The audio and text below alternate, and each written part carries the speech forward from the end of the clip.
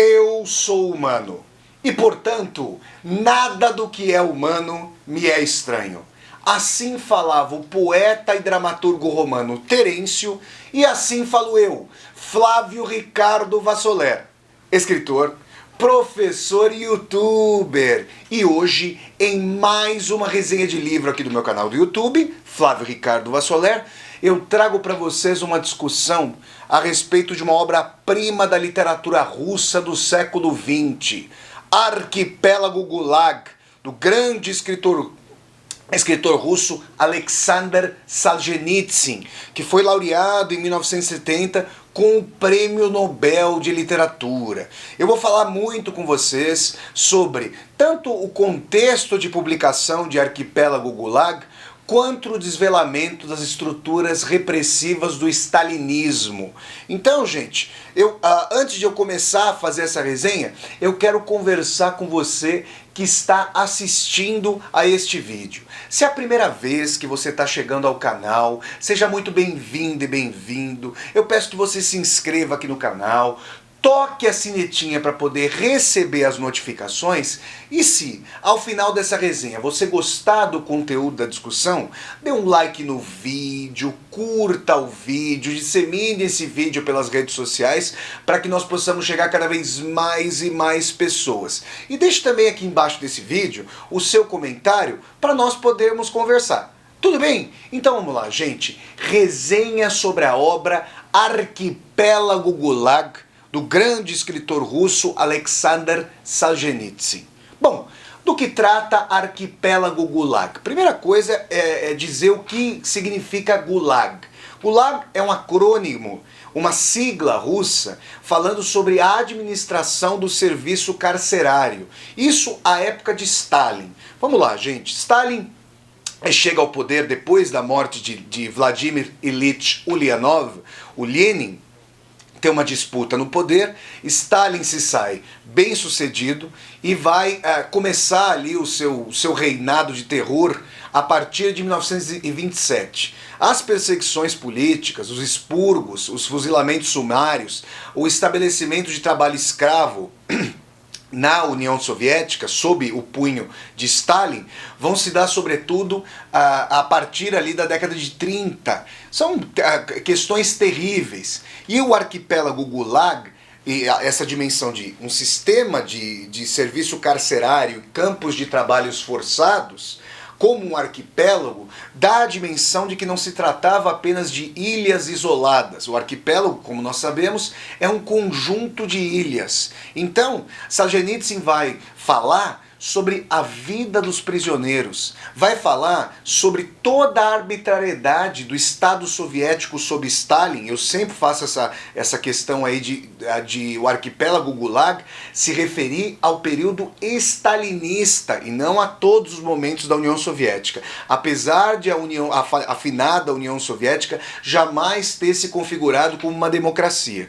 Mas aqui é importante dizer que o Arquipélago Gulag é uma das grandes radiografias da arbitrariedade de Estado sob Stalin, desde o momento da prisão, passando pelos interrogatórios, torturas, autocríticas forjadas e forçadas por parte dos agentes de Estado, até chegar aos fuzilamentos, expurgos para a Sibéria, a rotina terrível de trabalhos dos escravos modernos ali da União Soviética, e para citar aquilo que acontecia na própria sociedade sob Stalin. Eu quero dizer a vocês que a lógica da delação, a lógica do medo, pessoas pegando 10 ou 20 anos de Sibéria, porque esses campos de concentração, esses gulags, essas prisões, eram estabelecidas nos mais longínquos rincões da União Soviética. União Soviética, o maior país em extensão que já houve na história da humanidade, assim como a Rússia ainda é hoje, com menor extensão, mas ainda é o maior país. Então é importante dizer que eram prisões das quais não se escapava com vida, em sua maioria. Então, o Arquipélago Gulag, ele vai mostrar, para além dos recantos estatais de arbitrariedade, como é que a vida das pessoas se viu completamente transpassada de rancor, de ressentimento, de competitividade no seio mesmo daquilo que deveria ser uma sociedade socialista. Por quê? Porque a lógica da delação fazia com que um vizinho que quisesse viver no apartamento do outro, no quarto do outro, delatasse ali o vizinho como inimigo do povo, para às vezes amealhar o seu apartamento, se cobiçava a esposa do outro, por uma piada a respeito de Stalin, 10 ou 20 anos de Gulag.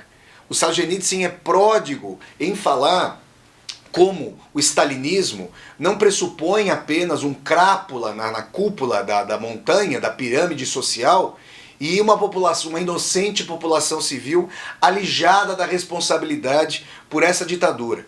É claro que o stalinismo é uma completa traição das expectativas e esperanças utópicas que a Revolução Russa funda há pouco mais aqui de um século. Mas é importante dizer que a população foi sendo drenada por um sistema de cumplicidade, por um sistema ali de delação, e as instituições policiais foram pródigas em jogar setores da população uns contra os outros para criar um sistema ali de cumplicidade absoluta no stalinismo. Isso é terrível e mostra como o expediente do fascismo, e aqui no caso o fascismo de esquerda, e eu estou chamando o stalinismo de fascismo de esquerda, não porque o stalinismo tivesse, a União Soviética tivesse os mesmos objetivos do regime nazista, por exemplo, mas em termos de aparato de Estado, em termos de Estado policial, de repressão, de sufocamento radical da sociedade civil, de vigilância em relação à vida das pessoas, sim, é possível fazer um paralelo e chamar o stalinismo de fascismo de esquerda. E aí, gente, eu quero mostrar a vocês o meu quarto filho literário, Diário de um Escritor na Rússia, e nesse livro eu escrevi um ensaio chamado Do Gulag Siberiano ao iPhone. O arame farpado passa a cercear a imaginação. Nesse texto, nesse ensaio, eu cito alguns trechos aqui do arquipélago Gulag do Solzhenitsyn, e eu gostaria de ler brevemente um trecho aqui para vocês. É assim que, para a repressão stalinista, tudo que é sagrado é profanado. Eis o que Solzhenitsyn nos revela sobre o niilismo soviético. Nada existe de sagrado na busca do domicílio. Quando prenderam o maquinista ferroviário Witkonsky, encontrava-se no quarto uma criança que acabara de morrer. Os juristas não se furtaram a revistar o corpo da criança. Eles dão safanões nos doentes de cama e tiram as ligaduras que lhes cobrem as feridas. Um encanador desligava o rádio do seu quarto sempre que transmitiam intermináveis cartas a Stalin. Um vizinho denunciou-o. Onde estará esse vizinho agora? Como elemento socialmente perigoso. 8 anos de prisão. As prisões políticas no nosso país singularizaram-se pelo fato de serem detidas pessoas em nada culpadas e, por isso mesmo, despreparadas para oferecer resistência. Por esse trecho, vocês veem a covardia que envolvia todo o sistema do Gulag. E eu quero contar para vocês, brevemente, o contexto de vida ali do Solzhenitsyn, que chegou a ser um prisioneiro do Gulag, lutou na Segunda Guerra e tudo mais, mas existe um contexto aí peculiar para a publicação no exterior, é claro, de Arquipélago Gulag. Em primeiro lugar, Stalin vai morrer em 1953. Na verdade, há toda aí uma teoria sobre como se deu a morte, sobre se teria ocorrido negligência. Parece que há um consenso entre os historiadores sobre o fato de que o Stalin estava sofrendo de arteriosclerose, teve um derrame e tudo mais. E o Lavrenti Beria, que era o braço direito do Stalin, um georgiano como Stalin, e braço direito do Stalin no sistema de repressões, de combate ali aos supostos inimigos da Revolução, O Lavrenti Beria retardou o atendimento médico do Stalin por 24 horas, de tal maneira que ele foi, a despeito de ter sofrido um derrame, ele foi como que assassinado, uma vez que ele foi sonegado o atendimento médico, né? Depois da morte do Stalin, houve uma disputa pelo poder, o Lavrenti Beria acabou sendo fuzilado e chega ao poder o Nikita Khrushchev, se torna ali secretário-geral do Partido Comunista. O Khrushchev, no famoso 20º Congresso do Partido Comunista da União Soviética, no início de 1956, lança um relatório sobre os crimes da era stalinista. E o regime ficou abalado. As pessoas, para vocês terem uma ideia do grau de lavagem cerebral, se negavam a acreditar que o Estado, supostamente o Estado voltado para os operários, para as operárias, para os trabalhadores e trabalhadoras, havia cometido crimes aos milhões e aos borbotões, havia submetido a trabalho escravo, a julgamentos farsescos, havia coagido as pessoas a autocríticas forjadas, em completa traição à dimensão ali revolucionária e utópica de outubro de 1917. Mas vale frisar que o regime ali se viu em polvorosa, porque o Khrushchev queria justamente desestalinizar, degelar o regime, na medida do possível, torná-lo mais arejado e democrático. Uma das medidas do Khrushchev, a partir desse 20º Congresso do Partido Comunista em 56, foi a construção, vejam vocês, de prédios com apartamentos individuais para as famílias a partir de blocos pré-fabricados. Aí você vai falar, Flávio, mas o que isso tem a ver? O que essa medida econômico-habitacional tem a ver com a desestalinização? Bom, ela tem tudo a ver com a desestalinização. Sabe por quê? Porque à época do Stalin havia os apartamentos chamados de kommunalka, ou no plural kommunalki.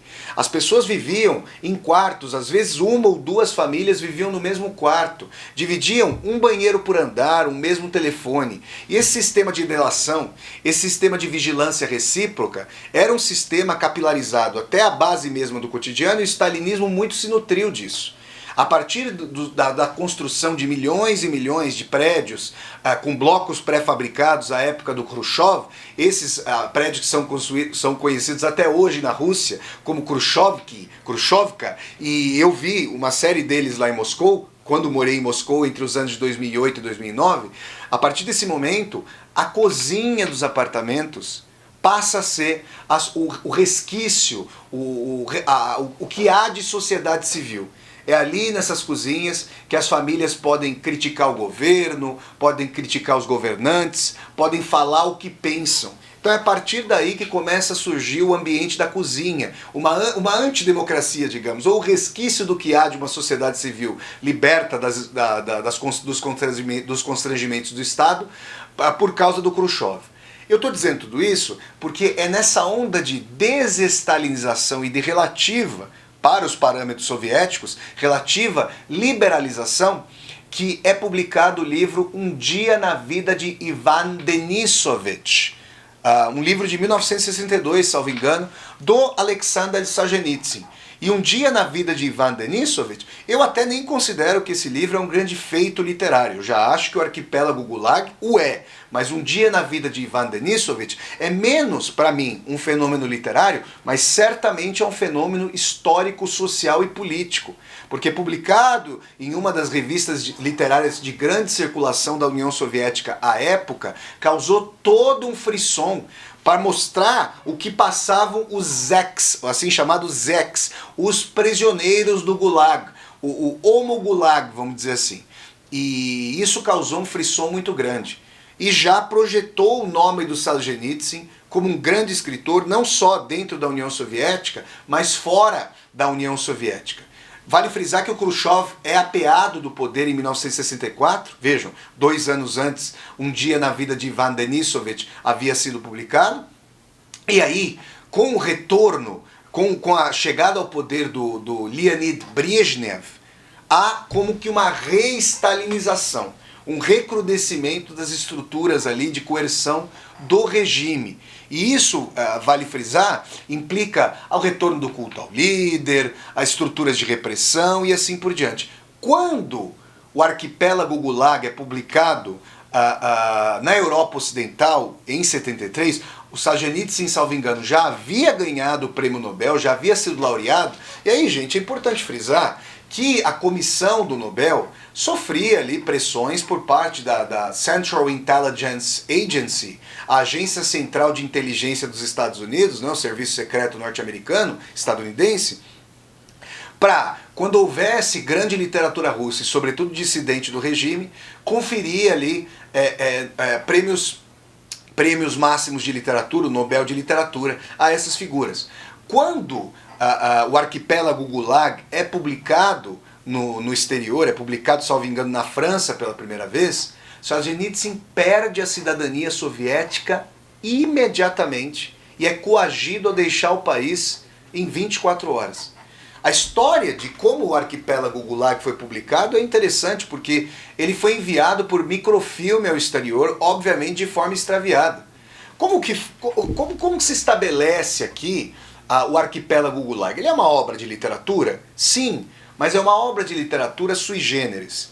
Solzhenitsyn recebeu milhares e milhares de cartas dos seus companheiros de prisão, não só aqueles que ele conheceu, obviamente, mas muitos outros anônimos e anônimas, e ele foi compondo um mosaico, justamente, um mosaico, um estudo, com relatos, testemunhos, história oral, lembranças, documentos do Estado, documentos ali a que ele podia ter acesso, dada a restrição documental ali na União Soviética.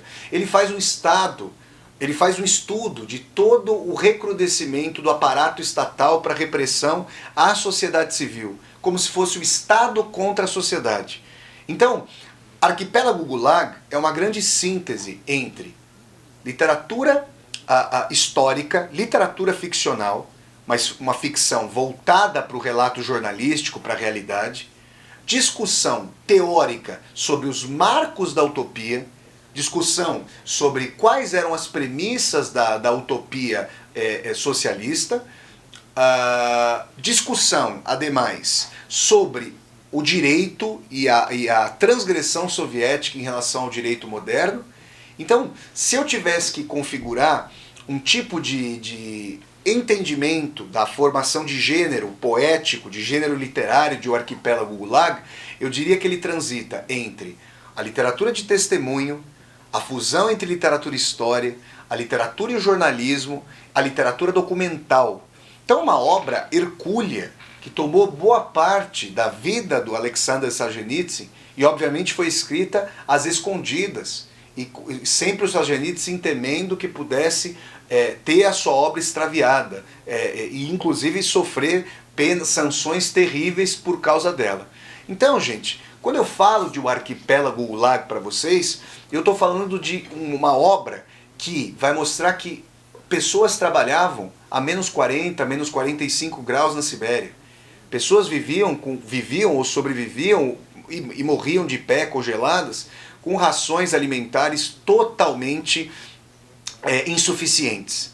É claro que o Ocidente, falando do trabalho escravo na União Soviética, é como que o sujo falando do mal lavado. Vamos pensar?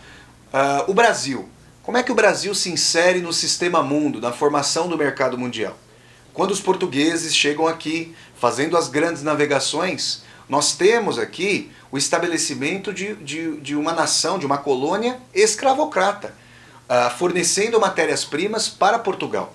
E se nós pensarmos na formação, naquilo que Karl Marx, no Capital, vai chamar de acumulação primitiva de capitais, esse período que antecede a Revolução Industrial, a Europa, as metrópoles europeias, tiveram no mínimo 400 anos de acumulação primitiva dos capitais para formar a dimensão, a pujança econômico-tecnológica do capitalismo com a Revolução Industrial na Inglaterra.